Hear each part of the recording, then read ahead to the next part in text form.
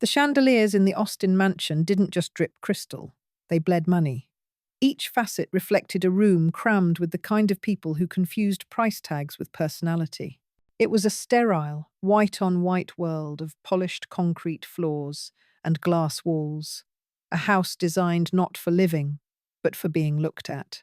This was the stage for Liam and Olivia's 18th birthday party, and from her corner, their 78-year-old grandmother, Elizabeth, watched the performance. She felt less like family and more like a ghost from a past they were all trying to renovate. Her son David, a man whose spine had been replaced by a stock ticker, hadn't met her eyes once all evening. He glided through the crowd, a shark in a tailored suit, while his wife Chloe held court. Chloe wasn't a person so much as a brand. A lifestyle influencer, she called herself. Her entire existence was a carefully curated feed of sponsored contentment. Tonight, the party was her content, and she was its tireless director. Her phone held aloft like a scepter, narrating the manufactured joy to thousands of anonymous followers. Look at this spread, you guys. Isn't my little family just the absolute cutest? We're so blessed. Elizabeth watched her son laugh at a joke a colleague told, a hollow, practiced sound that didn't reach his eyes. She saw her grandchildren, Liam and Olivia, the polished products of this loveless enterprise, preening for their friends, their smiles as bright and empty as the house itself. They were beautiful, popular, and entirely vacant. They were the culmination of her late husband's life's work. Perfect specimens. Then came the ritual of the gifts, a cascade of designer boxes, sleek tech gadgets, the keys to a new electric sports car that hummed silently in the driveway. Each gift was met with performative squeals of delight, all captured and broadcast by Chloe's ever-present phone. Finally, a party staffer, with a slightly confused expression, brought forward a large, soft, plainly wrapped package. "This one is from Mrs. Peterson, Senior," he announced. A subtle shift occurred in the room's atmosphere. The vibrant hum of excitement dipped into a curious, almost condescending silence. Liam took the package. It was heavy, yielding. He tore away the brown paper with a theatrical flourish, revealing what was inside. A quilt. It wasn't a modern, minimalist quilt from a designer boutique. It was a sprawling, chaotic tapestry of mismatched fabrics. Faded florals bled into sturdy, worn corduroy.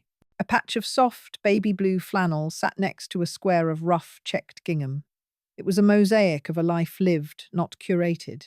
You could smell the cedar and thyme rising from its folds. A low murmur rippled through the assembled guests. It was the sound of polite society trying to suppress a laugh. Chloe, ever the director, swooped in, her smile stretched thin and brittle.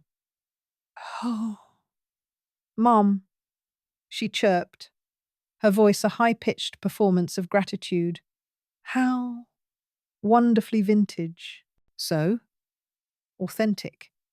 She aimed her phone at the quilt, as if it were a strange artifact from a forgotten civilization. Olivia, beautiful and cruel, held a corner of the quilt between her thumb and forefinger, as if touching something contaminated. She forced a smile for her mother's phone, a perfect, empty smile, while turning her head slightly to whisper to her twin. Tacky. The word was a little puff of air, a venomous dart. Liam didn't even bother to hide his snicker. He saw a pile of old rags. He couldn't see the sleeve of a 3-year-old's favourite shirt, or a piece of the dress a little girl wore on her first day of school. Chloe's fingers danced across her screen, adding the final public nail to the coffin of Elizabeth's effort. She posted the picture, the twins holding the quilt with their strained, mocking smiles. The caption read, "Grandma's so crafty. We are just speechless. 100 number, retro number, din fail number, family love." The hashtag was a digital stiletto heel, driven into Elizabeth's heart with a casual, smiling cruelty. But Elizabeth felt no pain. Not anymore. She watched their faces, Chloe's smug satisfaction, Olivia's bored disdain, Liam's easy mockery, David's deliberate, practiced ignorance as he pretended to be absorbed in a conversation across the room. She saw it all. And in that moment, her own face was a mask of placid, impenetrable calm. For years, she had wondered. For years, she had held a sliver of hope, a desperate, fading belief that maybe, just maybe, there was something real beneath the polished veneer. She had given them a gift made of her own history, her own secret grief. She had laid her soul at their feet, disguised as a blanket. This was the test. A final, silent question she had posed to the family she no longer recognized. And their laughter, their whispers, their casual public humiliation, that was the answer. A definitive, resounding, final answer. The test was over, and they had all failed. She gave a small, almost imperceptible nod, a private acknowledgement to herself. The waiting was done. The pale light of dawn did little to wash away the night's garish memories. It crept into Elizabeth's modest, silent home, a place of worn armchairs and polished wood that smelled of lemon oil and old books. It was a universe away from the cold glass box her son called home. Draped over the back of her favourite chair, the quilt seemed to absorb the quiet morning light, its colours muted but deep. It looked less like a failure and more like a silent, patient witness. Her phone, a simple, older model, began to buzz on the side table. It was a persistent, angry vibration. The family group chat. She didn't need to look. She knew what she would find. But she picked it up anyway. It was a part of the ritual, the final turning of the screw. Screenshots of Chloe's Instagram post. A string of laughing, crying emojis from a cousin in California. A lol, classic grandma from a nephew she hadn't seen in a decade.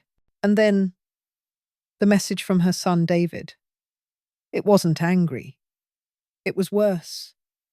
It was disappointed, weary, as if she were a troublesome burden he was forced to endure. Mum, you really embarrassed the kids last night. And Chloe, we have an image to maintain. You know that. An image. Elizabeth set the phone down, the screen still glowing with her son's casual dismissal. She had given 45 years of her life to maintaining an image. Her husband, Robert, had been the architect of it all. He was a man obsessed with perfection, a eugenicist in a businessman's suit. He had curated their family like a collection of priceless, flawless porcelain. Any piece that showed the slightest crack, the smallest imperfection, was to be discarded. His death 2 years ago hadn't brought freedom. It had only transferred the ownership of her gilded cage. The bars were now maintained by David and Chloe, and they were just as cold, just as unyielding. She opened her laptop, her fingers moving with a slow, deliberate purpose. She navigated to Instagram, a digital world she rarely visited, but understood with a chilling precision. She found Chloe's page. There it was, the post. The picture of her grandchildren, holding her heart in their hands and calling it tacky. It had thousands of likes. Thousands. And the comments. A cesspool of feigned politeness and open mockery. So sweet, but a little out of touch. Bless her heart. Maybe a gift card next time. My grandma would never. This is a whole mood, and not a good one. Honestly, this is just sad. Time for a conversation about what's appropriate, I think. Each comment was a small, sharp stone, but they didn't hurt her. They did something else entirely. They scoured away the last vestiges of sentimentality, the last lingering molecules of misplaced love. They left behind a feeling of absolute cold clarity. The world saw her as a doddering, embarrassing old woman, a punchline, a number die fail. They had no idea who she was. They had no idea what they were looking at.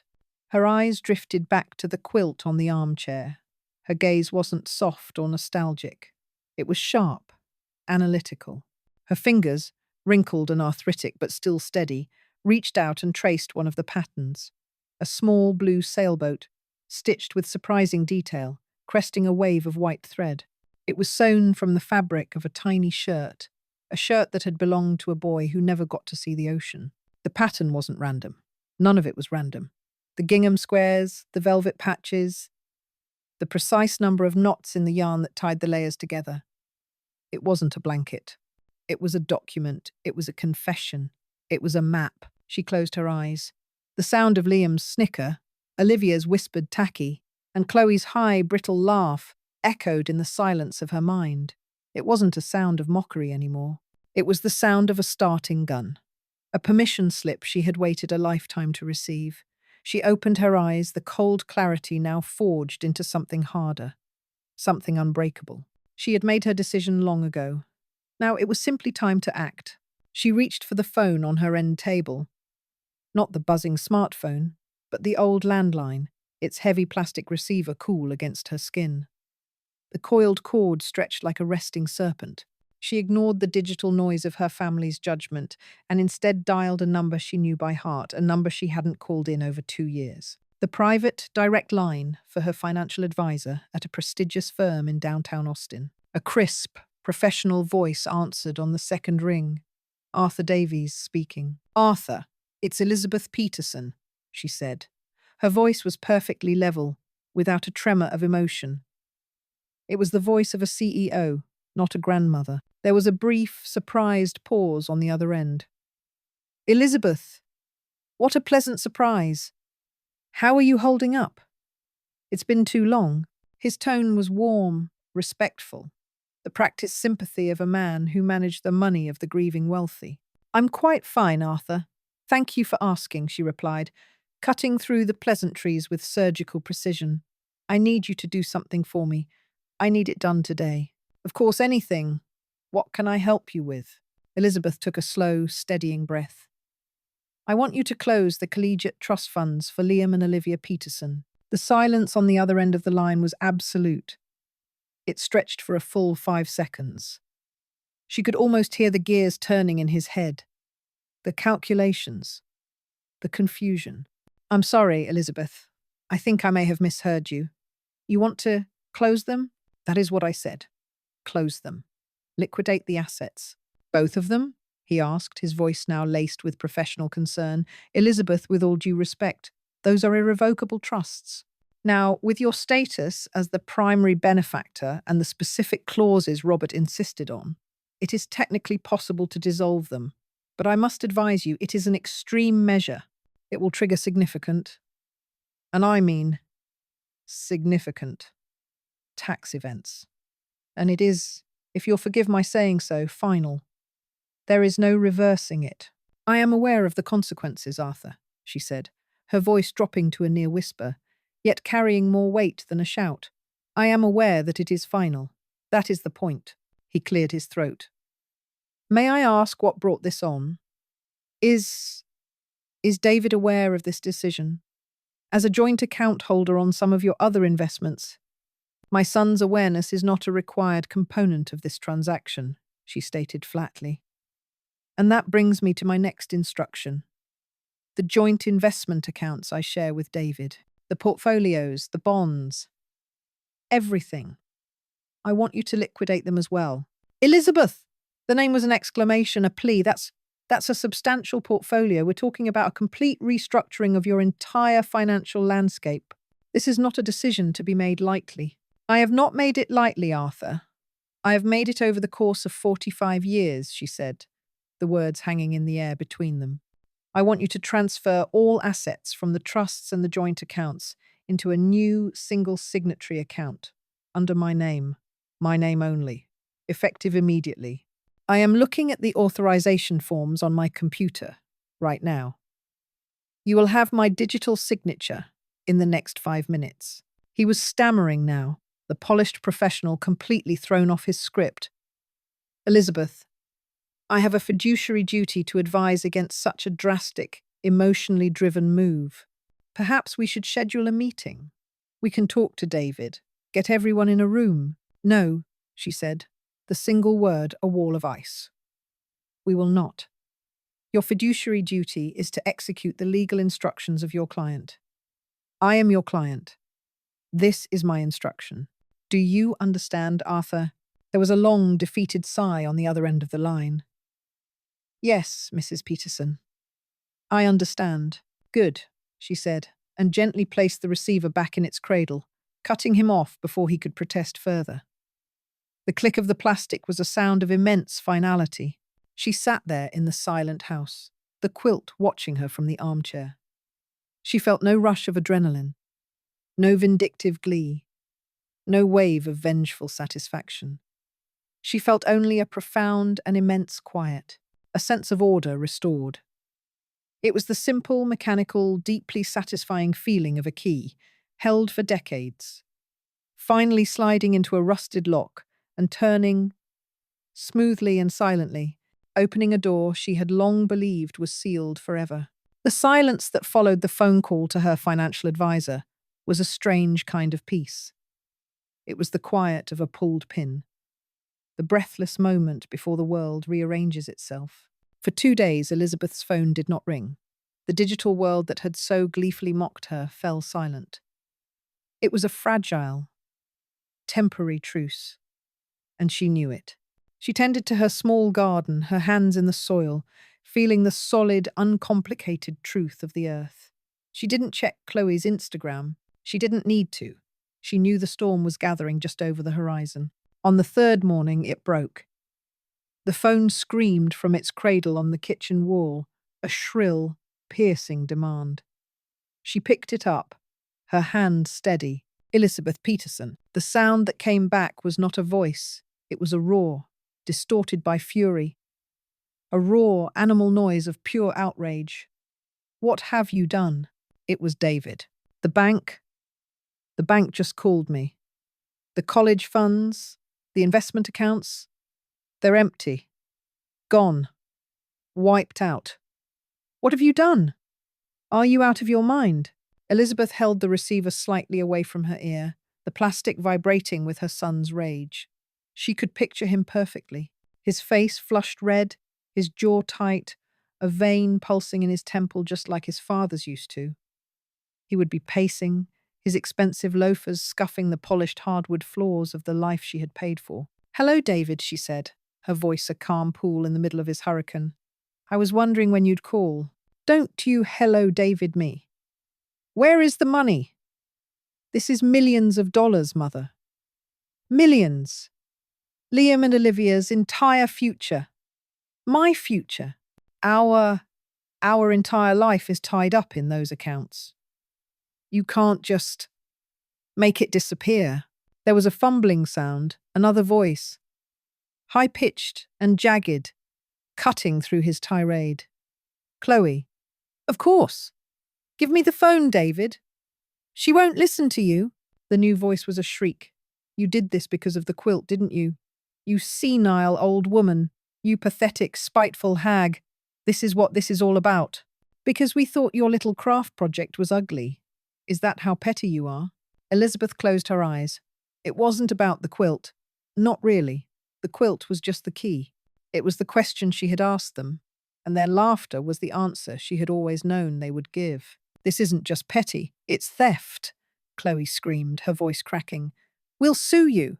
We will sue you for every last cent. We'll tell the court you've lost your mind. We'll have you declared incompetent. We'll get a court order so fast your head will spin. You'll be in a state home by next week, do you hear me? A state home. Eating mush and staring at a wall." The threat hung in the air, cold and sharp and horribly familiar. State home. Incompetent. Asterisk. The exact words Robert used to use whenever she had questioned him. Whenever she had shown a flicker of a will that wasn't his own. It was his ultimate weapon. The cage he held in reserve for the day her obedience finally failed. And now, his words were coming out of Chloe's mouth, delivered with the same venom. The knuckles of the hand holding the phone turned bone white. The old fear, that cold, paralytic dread, tried to coil in her stomach. But it found no purchase. Not anymore. She had lived in that fear for 45 years. It was a second skin she had finally learnt to shed. "The money was mine to give, David," she said, her voice soft, but carrying a weight that cut through Chloe's hysterics and silenced the line. She made sure to use her son's name. and it is mine to take away." She placed the receiver gently back into its cradle, cutting off the sputtering rage from the other end. The click was the most satisfying sound she had ever heard. It was the sound of a lock turning, a door closing. But she was not naive. The threat was real.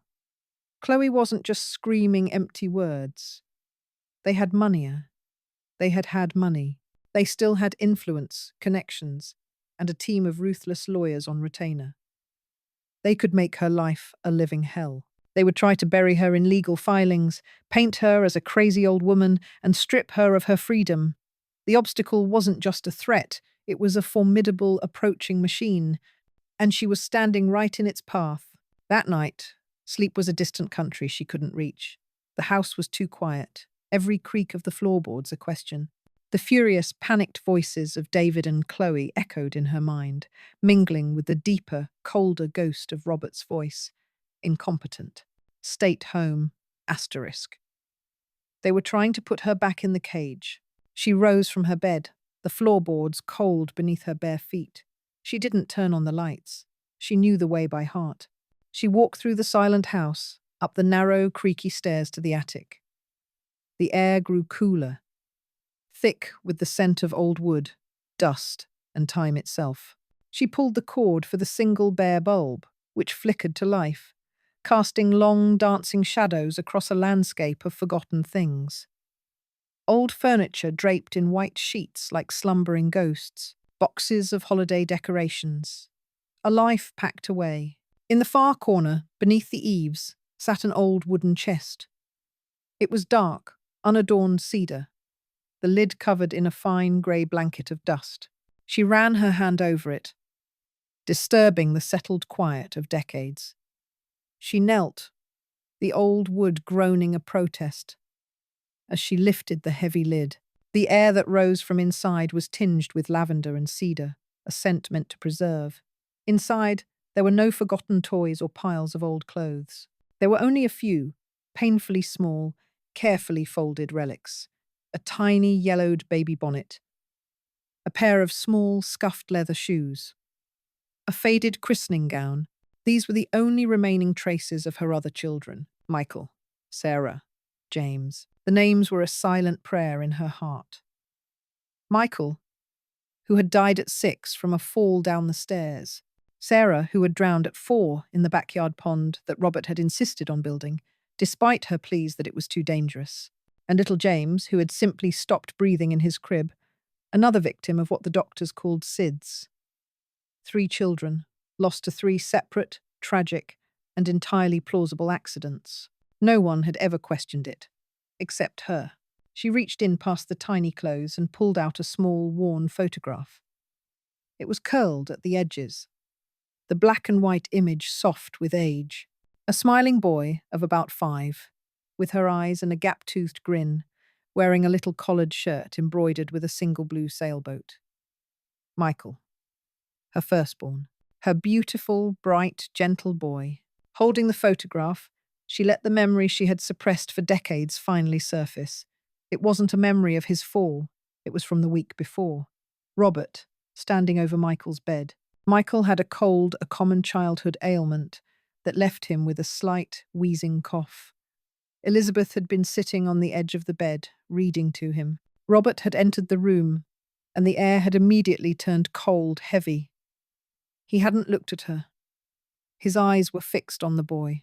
His face was a mask of stone, his expression one of clinical, detached assessment. "The boy is weak," Robert had said, his voice low and flat. "He has a wheeze. It's a flaw in the design." "Robert, it's just a cough," she had whispered, her hand protectively on Michael's shoulder. "He'll be fine in a few days." Robert's gaze had flickered to her then, filled with a terrifying mix of pity and contempt. "You don't understand genetics, Elizabeth. You don't understand the importance of a strong line. Weakness cannot be tolerated. It must be culled. He will not carry the Peterson name with strength," she had pleaded. She had begged. She'd argued that he was just a little boy, that he was perfect. But Robert's obsession was absolute. He was a man who worshipped at the altar of perfection, a self-styled intellectual who devoured books on eugenics and spoke of bloodlines and genetic purity with a religious fervor. He saw his own children not as sons and daughters, but as experiments, proof of his own superiority. Michael's slight cough, Sarah's childhood asthma, James's low birth weight, they were not illnesses to him. They were failures, stains on his legacy. Staring down at the smiling face in the photograph, the truth settled in her soul, not as a suspicion, but as a cold, hard certainty. He had killed them. Her husband had murdered their children because they were not perfect enough for him. And David had survived. He had been a robust, loud, demanding baby. He had met every one of Robert's unspoken criteria. He had been strong enough. She carefully placed the photograph back in the chest and looked over at the quilt, which she'd brought up with her and laid across an old armchair. She saw it now with absolute clarity. The hours she had spent stitching it were not just a way to pass the time. They were not just an act of mourning. Every patch, every thread, every knot was a testament. It was her testimony. Each square was cut from a piece of their clothing. Michael's sailboat shirt, a scrap of Sarah's favourite pink dress, a piece of James's receiving blanket. It wasn't a memorial, it was an indictment, a story she had been weaving together her entire life, a piece of evidence that no one else could ever recognise. Until now, the quiet of the house was shattered a week later by the sharp, impersonal buzz of the doorbell. Through the peephole, she saw a young man in a crisp uniform, a courier holding a thick, legal-sized envelope. He asked for her by name, required a signature on his digital tablet, and then was gone, leaving the pristine white envelope in her hands. It felt heavy. Too heavy. It was from a high-powered Austin law firm, the kind with names like a string of warships: Thorne, Caldwell, and Vance. She didn't need to open it to know who it was from. She carried it into the kitchen, her hands trembling just slightly. She slit it open with a butter knife. Inside, thick sheaves of paper, bound with a clip, announced themselves in cold, bold type. Petition for emergency conservatorship. She sank into a kitchen chair, her breath catching in her throat. She read the words, the legalistic jargon designed to intimidate and confuse. Erratic financial decisions. Sudden and drastic liquidation of long-standing family assets. Actions indicative of significant cognitive decline. A danger to her own financial well-being. It was a narrative, a story they were writing to erase her. They were turning her act of liberation into a symptom of insanity. The blow was physical. She felt the air leave her lungs, as if the words on the page had punched her in the stomach. Then came the affidavits. Sworn statements. The first was from David. His was filled with feigned concern. A carefully constructed portrait of a loving son worried for his mother's deteriorating mental state. He wrote of her increasing isolation, her confused state of mind, her fixation on a handmade blanket. Every word was a lie wrapped in the language of love. Chloe's was more direct, more venomous. She described the birthday party, twisting Elizabeth's quiet dignity into disorientation and social withdrawal. She mentioned the quilt as an object of a disturbing obsession, a clear sign that her mother-in-law was losing touch with reality. It was a masterpiece of character assassination, painting Elizabeth as unstable, vindictive, and, most importantly, incompetent. But the final page was the one that truly broke through her defenses. It was a statement from Dr. Miller, her family doctor for over 20 years. A man who had treated her for colds and prescribed her blood pressure medication. A man she had trusted. His statement was cautious, filled with medical terminology, but its conclusion was unmistakable. He noted her reported memory lapses, as told to him by Chloe, she now realized, her apparent emotional volatility, and recommended a full neuropsychiatric evaluation to assess her capacity to manage her own affairs. Chloe had gotten to him, She had used her charm, her influence, her endless capacity for manipulation, and turned him against her. Reading those cold, clinical words from a man she trusted was a profound betrayal.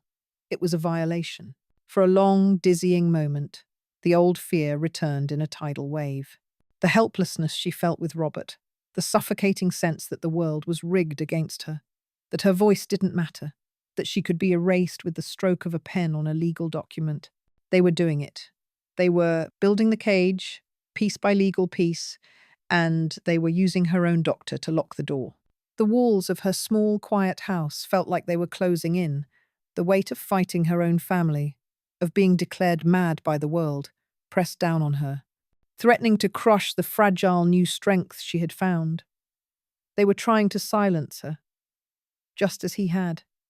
And this time, they had the full force of the law on their side. She sat there for an hour, the papers spread on the table before her, a legal monument to their betrayal. The fear was a cold knot in her chest. It would be so easy to give in, to let them win, to retreat into the quiet and let the machine roll over her. But then she thought of the chest in the attic. She thought of Michael's smile, Sarah's laugh, the weight of baby James in her arms. They had been silenced, erased. She would not be. She had been a ghost in her own life for too long. No more. Her first instinct was to call a lawyer, to fight them on their own turf. But she dismissed the thought as soon as it came. That was their world. A world of billable hours and legal maneuvering. A world where money and influence bought the desired outcome.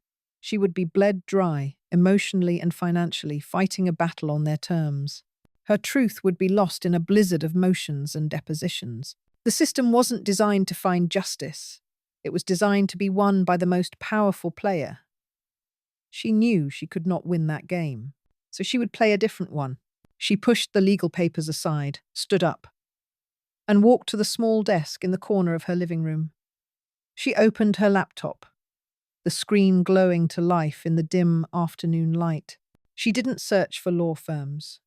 She bypassed the conventional system they were so expertly weaponizing against her. Instead, she typed a name into the search bar, Sarah Jenkins. The name had come to her in a flash of inspiration. While Chloe built her empire on glossy, aspirational, content-perfect homes, perfect families, perfect lives, Sarah Jenkins built her career on tearing those facades down. Jenkins was a tenacious, Pulitzer-nominated true crime journalist. Her podcast, The Unvarnished Truth, was a sensation, famous for its deep-dive investigations into cold cases and miscarriages of justice. It was the complete antithesis of Chloe's brand. It was gritty where Chloe was polished. It sought truth where Chloe curated illusion. It was the perfect weapon. Elizabeth found the podcast website, a simple, no-nonsense page with a contact link. She clicked it. A simple form appeared. Name, email, subject, message. She composed the email slowly, deliberately. Each word was a carefully chosen chess piece. Subject, a story stitched in lies. Body, Miss Jenkins, my daughter-in-law, the lifestyle influencer Chloe Peterson, recently mocked a quilt I made. She posted it on her social media, calling it a number die I fail. She's wrong. It's not a quilt. It's a confession. And a map. She thinks she's trying to have me declared incompetent to steal my money. The real story is much darker than that. It's a story that will dismantle her perfectly curated life, piece by piece. If you want that story, meet me. Sincerely, Elizabeth Peterson. She paused, then added one final crucial element. She clicked the Attach File button and uploaded a high-resolution photograph she had taken of the quilt. The one where the light caught the intricate patterns just so, where the knots and coloured threads looked less like folksy art and more like what they were, a deliberate, intricate, and desperate code. She hit send. It was a gamble, a wild, desperate shot in the dark. She was bypassing the legal system she knew was rigged and appealing to another court entirely. The court of public opinion, presided over by a woman who specialized in exposing monsters. The reply came less than an hour later. It was short and to the point. I'm intrigued. When and where? Sarah Jenkins arrived 2 days later, not in a flashy news van, but in a sensible, mud-splattered Subaru. She was younger than Elizabeth expected, maybe in her late 30s, with sharp, intelligent eyes that seemed to miss nothing. She wore practical jeans and a blazer, her hair pulled back in a ponytail. There was no pretense about her. She was here to work. Elizabeth led her into the house, to the dining room table where the quilt was laid out, occupying the entire surface like a sacred text. "Thank you for coming, Miss Jenkins," Elizabeth said, her voice steady. "Call me Sarah. And frankly, your email was the most interesting thing to land in my inbox all year," Sarah said, her eyes already scanning the quilt. She walked around the table, her gaze sharp, analytical. She was expecting a story about a family squabble over money, a disgruntled grandmother with a grudge. She was expecting a sad domestic drama. "You said it's a confession." "And a map," Sarah prompted, pulling a small audio recorder from her bag and placing it on the table. "A confession to what?" "To a life," Elizabeth said softly. She let the silence hang in the air for a moment before continuing. "My husband Robert was a man obsessed with perfection, with legacy, with strength. He believed in purifying the bloodline. He considered any perceived weakness a personal failure." She took a deep breath. "We had 4 children, Sarah, not just David." Sarah's professional demeanor softened just a fraction. Her eyes met Elizabeth's, and for the first time she saw the profound, ancient grief there. "This isn't just a map to a place," Elizabeth explained, her finger, thin and wrinkled, beginning to trace the seemingly random patterns of the fabric. "It's a key, a cipher." Robert was a meticulous man. He documented everything. Everything. His finances, his research, his experiments. Sarah leaned closer, her skepticism evaporating, replaced by a dawning, horrified fascination. "Look here," Elizabeth said, pointing to a small, embroidered blue sailboat in one corner. The patch cut from Michael's shirt. "This pattern isn't just a memory. The specific way the mast is stitched, the number of waves beneath it, it corresponds to a set of numbers. GPS coordinates." She then moved her finger to a series of small, tight knots along the border. "Robert was ex-military. He taught me dozens of knots. These aren't decorative. They're a form of code. This sequence here," she traced a pattern of 5, "translates to a specific rural bank about an hour from here. A place no one would ever think to look." Sarah was silent, her pen frozen over her notepad. "And the thread," Elizabeth continued, her voice gaining strength, the voice of a teacher revealing a secret world. "The colors aren't random. I used a specific shade for each year. This dark crimson red, that's the color for 1988, the year my daughter Sarah died. This pale sky blue is 1990, the year James died. The colors are dates." She finally pointed to a complex cross-stitch pattern, a small, unassuming flower repeated 12 times in different sections of the quilt. This was the hardest part. This flower represents a number, the number of petals, the color of the center. It's an algorithm he created. Put them all together in the right order, and you get a 12-digit code. Sarah finally spoke, her voice a near whisper. "A safe deposit box." Elizabeth nodded slowly. A safe deposit box, at the bank indicated by the GPS coordinates, rented on the date indicated by the thread color, opened with the 12-digit number hidden in the flowers. Sarah sank into a chair, staring at the quilt. It was no longer a piece of fabric. It was a Rosetta Stone of unimaginable grief and meticulous planning. The full weight of what Elizabeth was revealing settled over the room. This wasn't a bitter old woman. This was a survivor, a historian, a spy who had been living behind enemy lines for her entire adult life. "And what's in the box, Elizabeth?" Sarah asked, her voice filled with a new kind of respect, a sense of awe. "Everything," Elizabeth said, her eyes meeting the journalist's, Robert's private ledgers, the ones that document his financial crimes, the offshore accounts, the tax evasion, but more than that.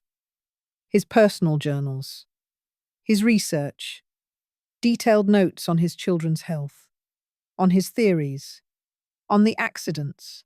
Sarah's journalistic instincts were screaming. This wasn't a story. This was an earthquake.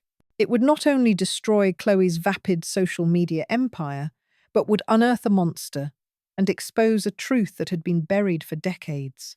She looked at the woman before her, quiet, dignified, and utterly resolved.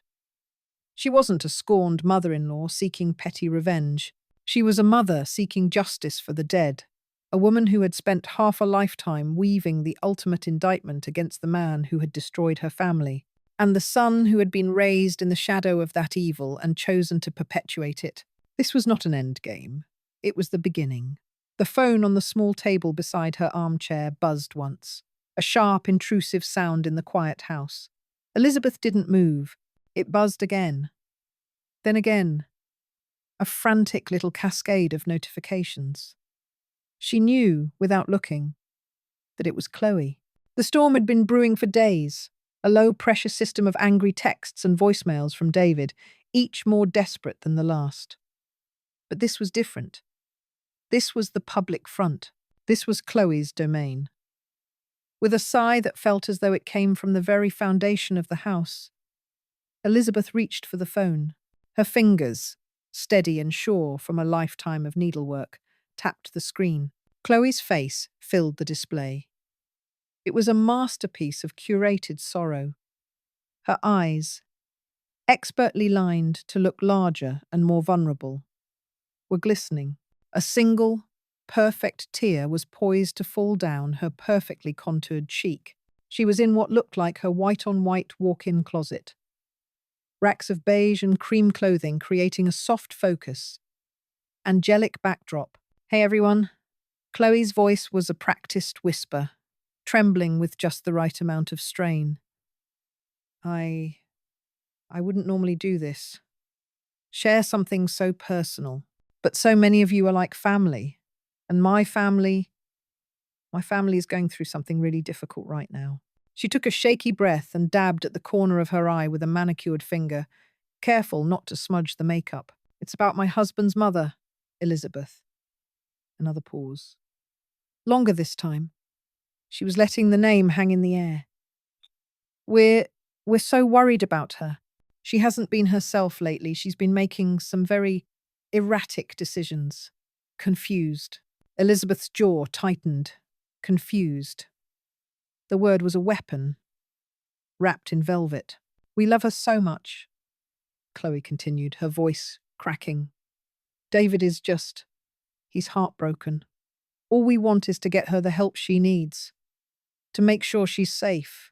But she's being very resistant. She's pushing us away.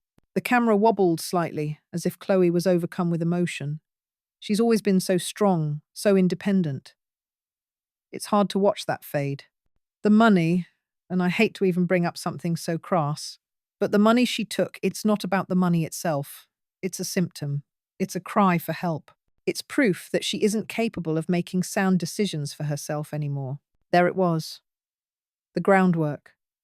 The legal term, not capable, delivered to an audience of millions, with the gentle concern of a loving daughter. We're trying to do what's best for her.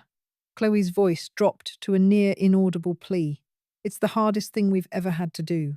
We're pursuing a conservatorship, not to control her, but to protect her. It's an act of love. She looked directly into the lens, her eyes wide and pleading. Please, if you could just keep her in your thoughts. Pray for Elizabeth. She needs it right now. We all do. The video ended. Underneath, the comments were already flooding in. A torrent of support for Chloe. Asterisk. You are so strong, Chloe. Doing the right thing is never easy. Asterisk, asterisk. My grandmother had dementia.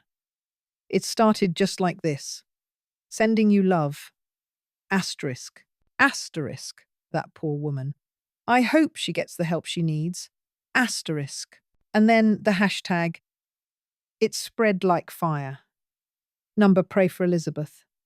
Number pray for Elizabeth. Number pray for Elizabeth. Each one was a small, sharp stab. They were praying for a phantom, a frail, confused old woman who didn't exist. They were praying for Chloe's creation. Elizabeth felt a cold wave wash over her, extinguishing the last embers of hesitation. She had wondered in the darkest hours of the night if she was being too cruel, if there was another way.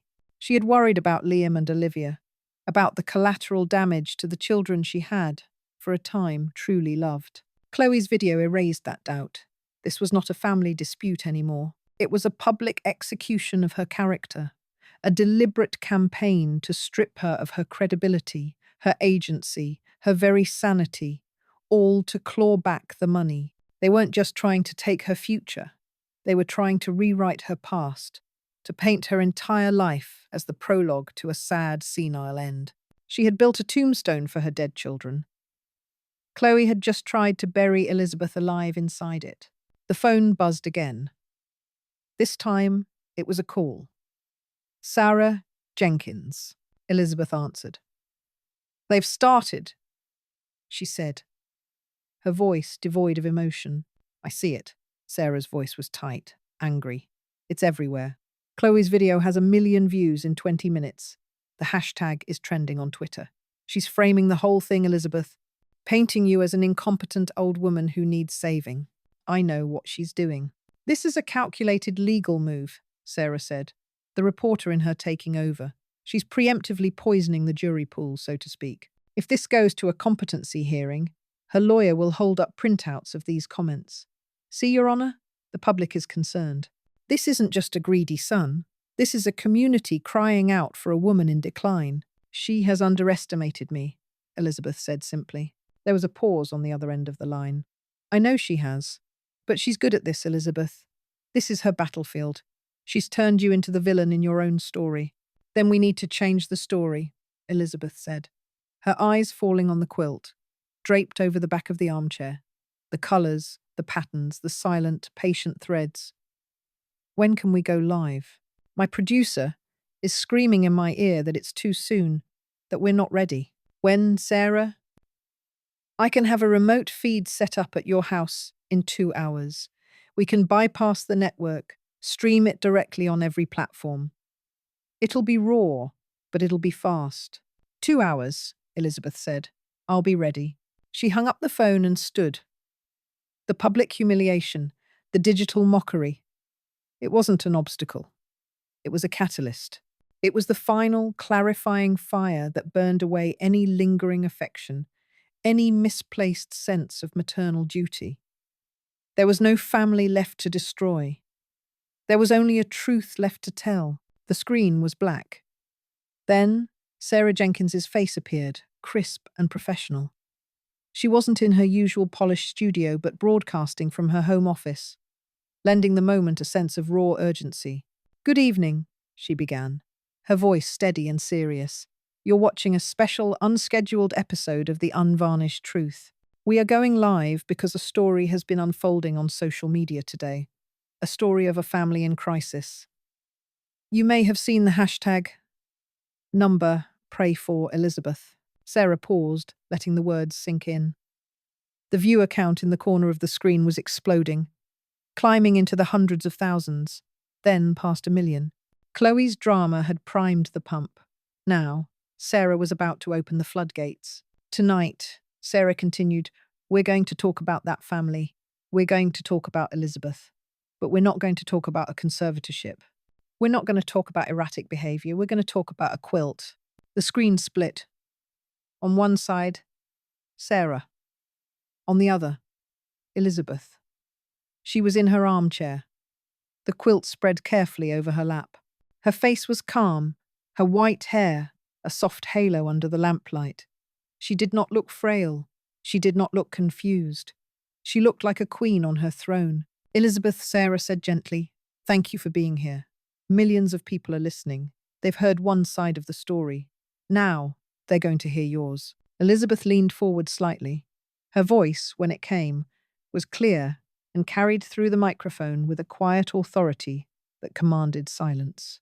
"They are praying for the wrong person," she began. She didn't speak of money.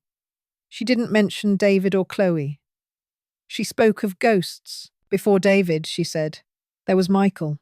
He was my firstborn, a beautiful, happy boy. But he had weak lungs. He was sick often. Colds would settle in his chest and stay for weeks. My husband Robert believed in perfection. He believed in strength. He saw Michael's weakness as a genetic failing, a stain on his legacy. Michael died when he was 4. The doctor said it was pneumonia, sudden and aggressive. The silence from Sarah's end was absolute. The viewer count ticked past 3 million. Then came Sarah. Elizabeth's voice remained even, a chilling testament to a grief held for 50 years. My sweet girl. She was born with a hip that wasn't formed correctly. It gave her a slight limp. She was clever and funny, and she painted beautiful pictures of animals. Robert couldn't stand to look at her. He said her imperfection was an affront. He began researching. Old books, theories on genetic purity, eugenics. Sarah fell down the basement stairs when she was 6. Her neck was broken. It was ruled an accident. Elizabeth smoothed a hand over a small blue patch on the quilt. And then there was James. My last hope. He was born strong. He seemed perfect. But at 18 months, he hadn't spoken a word. The doctors said to be patient. But Robert was not a patient man. He had his standards. A perfect body. A perfect mind. James did not meet them. He drowned in the bathtub. I was in the kitchen for 5 minutes. That's what the report said. She finally looked up, her gaze piercing the camera lens, seeing not the millions of strangers, but seeing every single one of them.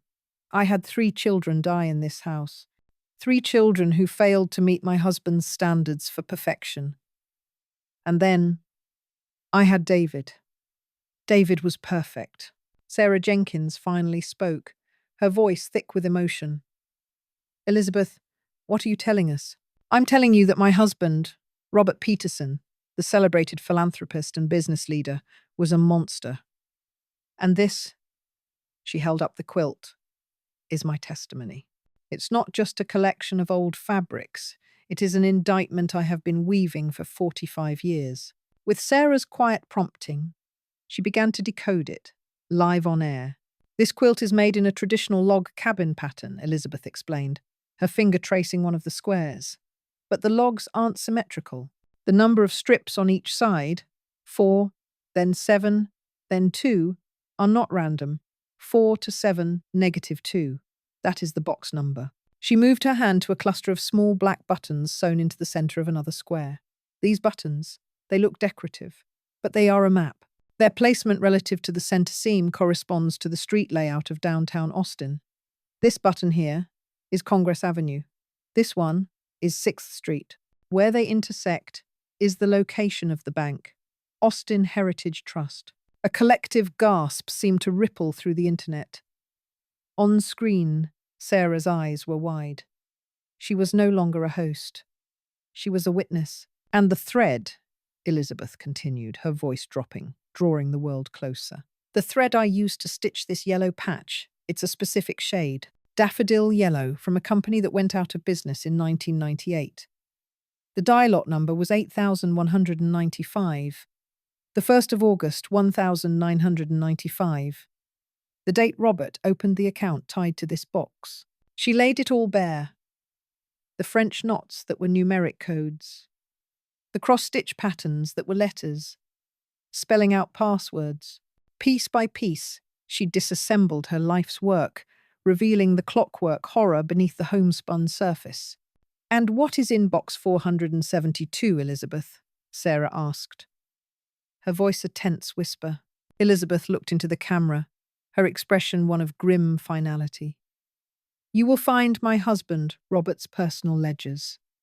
Not his business ledgers, the ones the accountant saw.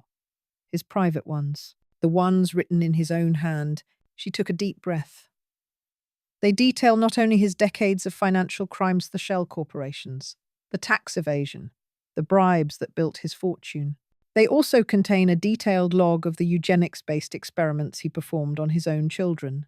The dosages, the stress tests.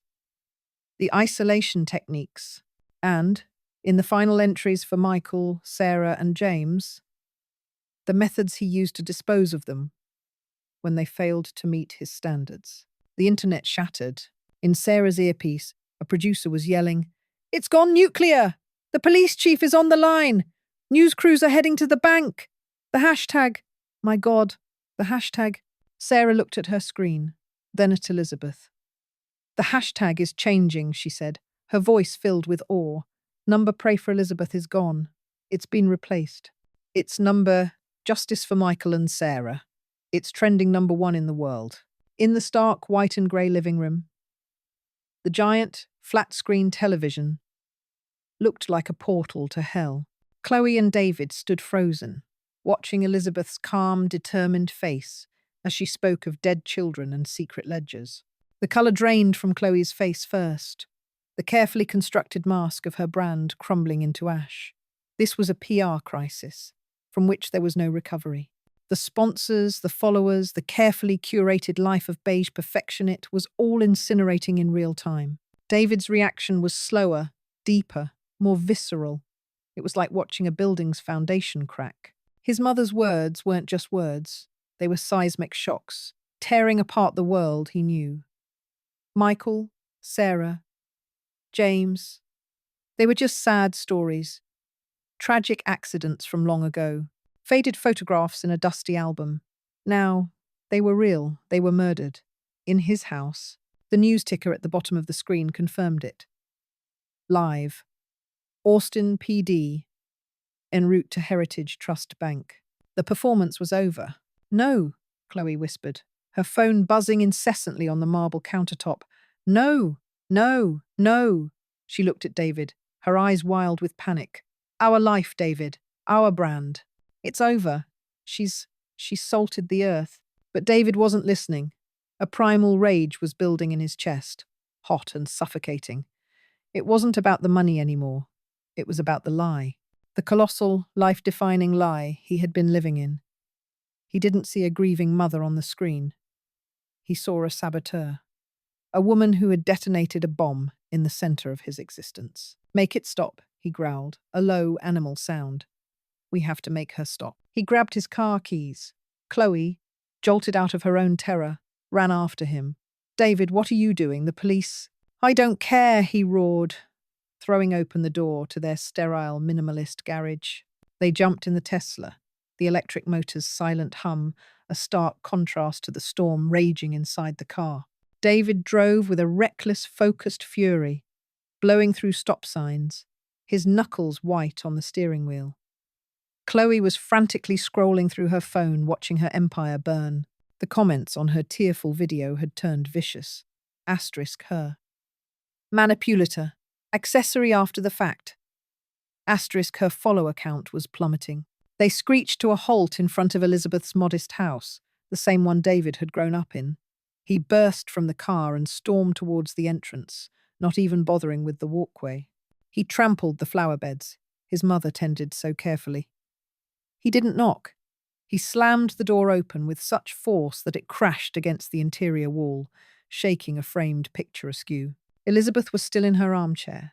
The live feed had ended, but the quilt was still on her lap. She looked up at her son, her face a mask of weary resolve. Sarah Jenkins was gone. She was alone, waiting for them. "How could you?" David screamed, his face a mottled purplish red with rage. He stalked towards her, his 6-foot frame towering over her small one.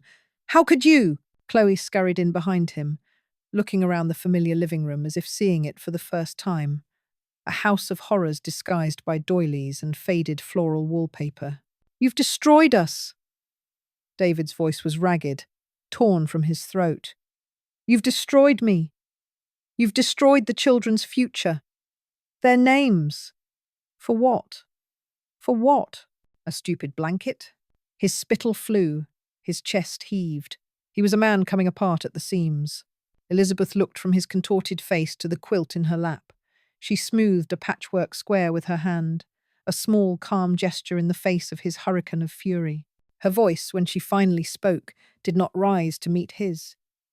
It was low, hollow. and echoed with the weight of a lifetime of suppressed grief. "It wasn't a blanket, David," she said, her eyes lifting to meet his. They were clear and bottomless. It was a tombstone. For the children, he murdered. The word hung in the air between them. Murdered. "He was a monster, David," she continued, her voice gaining a cold, hard strength. "A monster who built a fortune on crime and cruelty. And you? You were raised on his blood money. You slept in his perfect house, played in the yard where your sister fell, ate at the table he sat at after he let your brothers die. This whole life you cherish so much. It was built on a graveyard." David flinched as if she had struck him. He staggered back a step, shaking his head, his hands clenching and unclenching. The rage was starting to crack, revealing the terrified child underneath. He was clinging to the wreckage of his life, desperately searching for a piece that was still solid, still true. "No," he whispered. The denial a fragile shield. "No, he chose me." The words came out as a sob, a desperate final defense of the man he thought he was. He looked at his mother, his eyes pleading, begging her to take it back, to restore the order of his world. "He spared me. I was the one who was perfect. I was strong enough. That's why I survived." He wasn't just saying it. He was confessing his faith. It was the central pillar of his identity. The narrative that had justified his privilege, his success, his very existence. He was the survivor, the worthy one, the son who had met the impossible standards of a powerful father.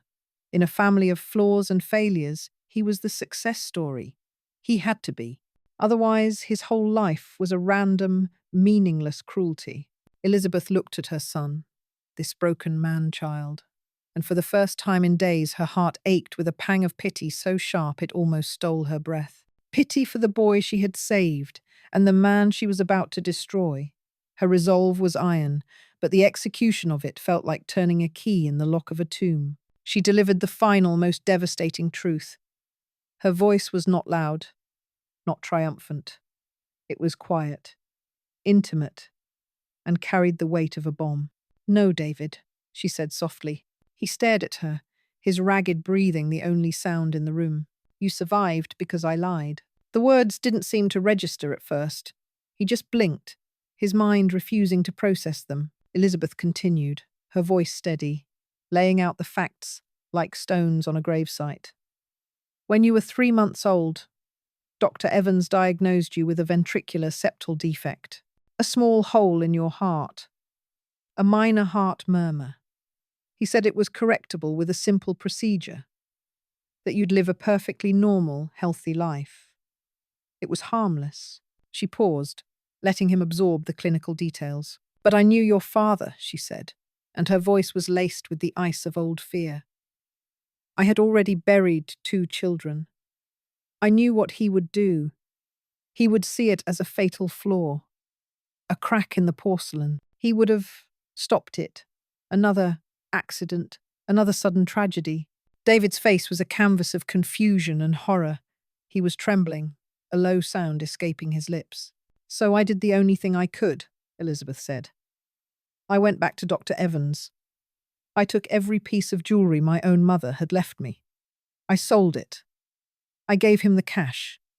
I begged him. And he agreed. He was a good man in a difficult position. He falsified your medical file. He erased the murmur. He wrote that you were, in his medical opinion, a perfect specimen." She looked directly into her son's eyes, forcing him to see the truth he had spent his life running from. "I saved your life, David. I saved you by making you seem perfect to a monster. Your strength, your success, the reason you were the chosen one. It was all a lie. A lie I told to keep you alive. Your entire life, everything you believe you earned, has been built on my first act of rebellion." The truth didn't hit David like a sound. It hit him like a physical force, like a wave of pressure that buckled the very frame of his being. His mouth opened, but no sound came out. The identity he had clung to, the strong one, the perfect son, was not just a lie. but a fabrication designed to protect him from the very man he had spent his life trying to emulate. He wasn't chosen for his strength. He was hidden for his weakness. His legs gave out. He didn't just fall, he collapsed, folding in on himself as if his bones had turned to dust. He landed on the floor in a heap, his body convulsing with silent, racking sobs. His entire identity, the core of his being, had been erased in a single moment, leaving nothing but a hollow, terrified void. The perfect sun was gone, and in his place was just a boy with a broken heart, weeping on the floor of his mother's house. The digital world did not just react, it detonated. The podcast ended, but the story had just begun. Within minutes, the name Peterson was no longer a symbol of Austin's elite, but a trending topic of pure, unadulterated horror. Number Justice for Michael and Sarah eclipsed number Pray for Elizabeth. So fast it was like the first hashtag had never existed.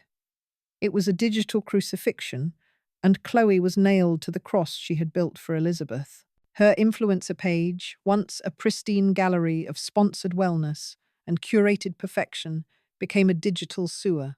Every post, from a smiling selfie with a detox tea to a staged family photo in matching cashmere, was flooded with comments. They weren't just angry, they were vicious. Snake emojis, shovel emojis, thousands upon thousands of them. Her carefully constructed brand, her entire identity, dissolved in a tidal wave of public loathing. Her sponsors, one by one, began to issue public statements. We are horrified. We are severing all ties. Our brand does not condone. Each press release was another nail. The mainstream media, smelling blood, descended like vultures. Cable news channels that had once courted Chloe for lifestyle segments now had panels of psychologists and legal analysts dissecting her. A textbook case of narcissistic sociopathy, one would say, over a still image of Chloe's tearful, manipulative video. The financial crimes here could be staggering, another would add, pointing to Robert Peterson's legacy. Robert, the patriarch. His name was now synonymous with Mengele, his portraits in old society magazines now looking like the photos of a captured serial killer. His business awards, his philanthropic plaques around the city, they were all tainted, symbols of a monstrous lie. For David, the collapse was quieter, but more complete. He didn't have a public brand to lose. He had a soul. He sat in the cavernous living room of the mansion, the television off, the silence screaming. The words "you survived because I lied" echoed and ricocheted off the marble floors, the high ceilings, the crystal chandeliers. His entire life, his belief in his own strength, his own worthiness, was a fraud. He wasn't the strong one. He was just the one whose mother had cheated the system his father had created. He looked at his hands, the hands of a man who thought he'd won the genetic lottery, and saw the hands of a ghost. A placeholder. Chloe stumbled into the room, her face pale, her phone clutched in her hand like a grenade she couldn't throw away. They're cancelling everything, she whispered, her voice hollow. The book deal, the morning show segment, Lululemon. They want their money back. They said I violated the morals clause. David didn't look at her. He just stared at the grand fireplace, where a portrait of his father used to hang. He had taken it down himself the night of the podcast, smashing the frame against the hearth until his knuckles bled. Money, he said. The word tasting like ash. That's all you hear, isn't it? Money. What else is there, David? She shrieked, the carefully controlled mask finally cracking into 1,000 pieces. They're outside. The reporters. They've been there all night. Liam called. He said they can't even get to their car at school. They're trapped. What are we supposed to do? The doorbell rang. Not the gentle chime they were used to, but a hard, insistent pounding. Then another, and another. A crowd had formed at their gates, a mix of news vans and morbidly curious citizens. A large, official-looking envelope was taped to the ornate ironwork. A process server had given up trying to be subtle. David walked to the door, opened it, and retrieved the notice. His hands didn't even shake. He was beyond that. He walked back to Chloe and handed it to her. It was a notice of asset seizure. The federal government was freezing everything: the house, the bank accounts, the stocks, the trust funds that were already empty but were now part of a criminal investigation. Every dollar they had was connected to Robert's ledgers, to his blood money. They were radioactive, beneficiaries of criminal enterprise. Chloe read aloud, her voice trembling. Conspiracy to conceal assets. David, what does this mean? It means it's over, he said, a strange calm settling over him. It was the calm of a man on a ledge who had finally decided to jump. It was always over. We just didn't know it. The days that followed were a blur of public humiliation. Liam and Olivia were photographed by paparazzi hiding their faces as they were escorted out of their private school by security, their classmates staring, some filming on their phones. The videos went viral on TikTok, set to mocking audio clips. The beautiful mansion on the hill became a prison, and then it wasn't even theirs anymore. The eviction notice gave them 72 hours. They left in the dead of night, in a rented U-Haul, with a few boxes of clothes and personal effects, leaving behind a life of curated luxury that had been foreclosed on by the truth. They drove past the gates where someone had spray-painted "Monsters Live Here" on the stone pillar. Chloe sobbed in the passenger seat. David just drove, his eyes fixed on the road, seeing nothing. The family, built on a foundation of lies and blood, had not just been exposed, it had been annihilated. 6 months felt like a lifetime. The air in Austin had been thick with humidity and betrayal. Here, on the Oregon coast, it was sharp with the clean, cold scent of salt and pine. Elizabeth stood at the large window of her small, bright apartment, watching the grey waves of the Pacific roll onto the shore. It was a relentless, soothing rhythm, the sound of erasure, the sound of a clean slate. She had sold the house in Austin, the house of horrors. She hadn't even gone back inside. The government had seized it, and after a protracted legal battle, her lawyers had managed to prove which assets were hers alone, untainted by Robert's crimes. It was a fortune, a sickening, staggering amount of money built on a foundation of pain. Her new home was simple. 2 rooms, a small kitchen, and a balcony that overlooked the ocean. The furniture was sparse, chosen for comfort, not for show. There were no family photos on the walls. The ghosts were still with her, of course. Michael, Sarah, James. They were always there. But here by the sea, their presence was different. They were not wailing spectres in a gilded cage. They were quiet companions. Their story had been told. Their names had been cleared from the silent prison of Robert's legacy and were now whispered with sympathy and sorrow across the world. She sat at a simple wooden desk, a stack of legal documents in front of her. She adjusted her reading glasses and picked up a pen. This was her new work, her real work. At the top of the page were the words, "The Peterson Children's Foundation, Final Charter." This was the purpose of the money. This was the restitution. Not revenge. Revenge was a fire that burned itself out, leaving nothing but ash. Restitution was about building something new from that ash. She read the mission statement she had written and rewritten 100 times. The Peterson Children's Foundation is dedicated to providing financial and logistical support to families with children facing extraordinary medical and developmental challenges. We will fund research, subsidize care, and create safe havens for those deemed imperfect by a world obsessed with strength. A second branch of the foundation, the Sarah Jenkins Initiative, will be dedicated to funding shelters and providing legal aid for victims of domestic abuse, ensuring that no voice is ever silenced by fear again. Sarah, the journalist, had become a friend. They spoke on the phone once a week. Sarah had won every award imaginable for the podcast, but she never gloated. She would just check in, her voice warm and steady.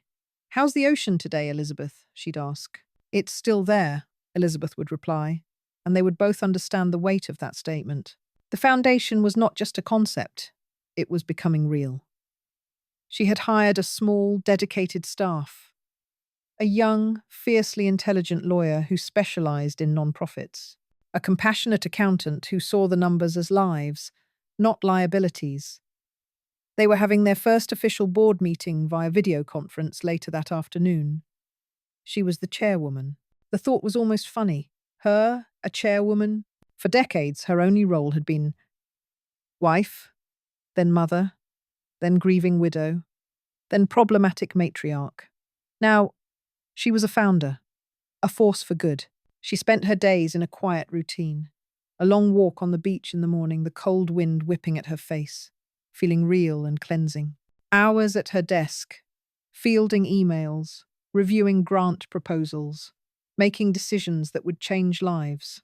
A simple dinner, often eaten on her balcony, watching the sun dip below the horizon, painting the sky in hues of orange and purple. She was alone, but she was not lonely.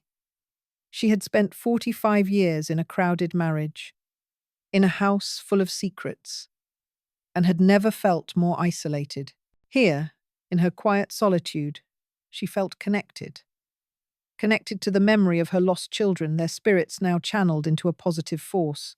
Connected to the countless other families who were fighting the same battles she had once fought in silence. She was finally living. Not just surviving, not just enduring, living. The mail arrived in the early afternoon, delivered by a cheerful mailman who always had a comment about the weather. Usually, it was just bills, correspondence for the foundation, a magazine. But today there was a single, thin envelope that stood out. The return address was blank. The stamp was postmarked from a town in central Texas she didn't recognize. But she knew the handwriting. It was shaky, adolescent, trying to be neat but failing. It was Olivia's. Elizabeth carried the letter to her desk, her heart suddenly beating a little faster. She sat down, her hands resting on the cool wood. For a moment, she just looked at it. What could it be? A torrent of teenage rage? A string of accusations blaming her for the ruin of their lives? A plea for money? She braced herself, the old familiar armor settling back over her shoulders. She had prepared for this. She knew this was a possibility, a loose thread from the life she had systematically unraveled. She picked up a small letter opener, a silver one shaped like a seagull she'd bought from a local artisan, and slit the envelope carefully.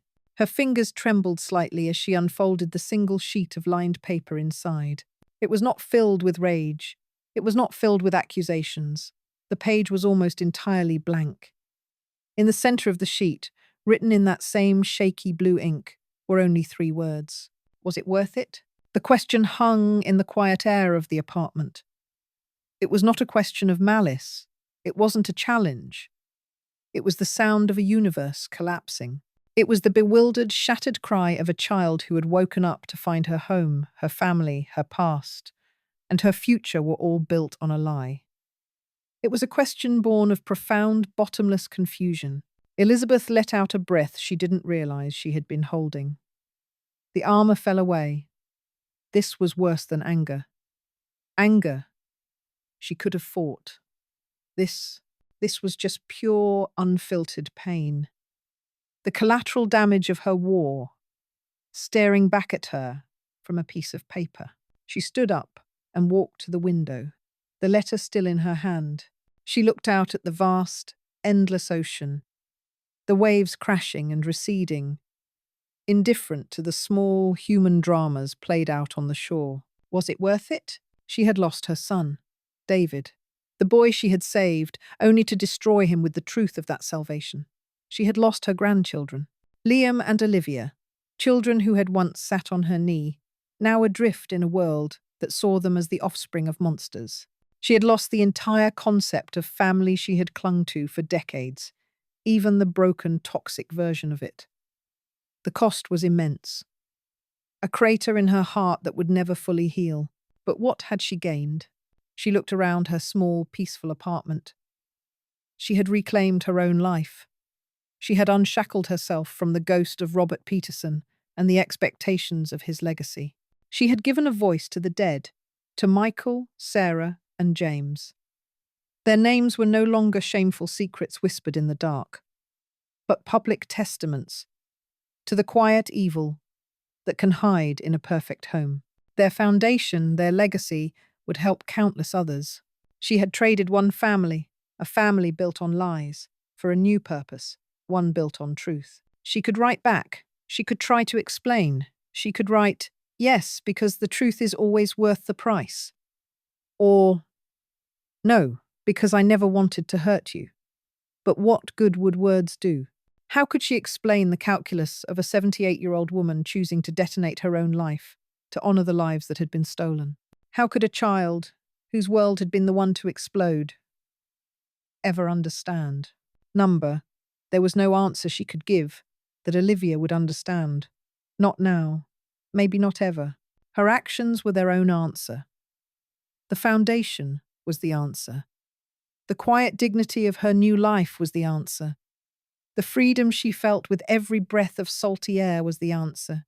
Slowly, Elizabeth folded the letter and slid it back into its envelope. She didn't tear it up. She walked over to a small wooden box on her bookshelf where she kept important things: the deed to her apartment, her birth certificate, a photo of Sarah Jenkins laughing. She placed the letter inside and closed the lid. It was a part of the story, the final, painful part. Then, she turned back to her desk. The video conference with her new board was in an hour. She had notes to review, a future to build. She sat down, picked up her pen, and looked out the window one last time at the powerful, indifferent, beautiful sea. She was alone, and she was free.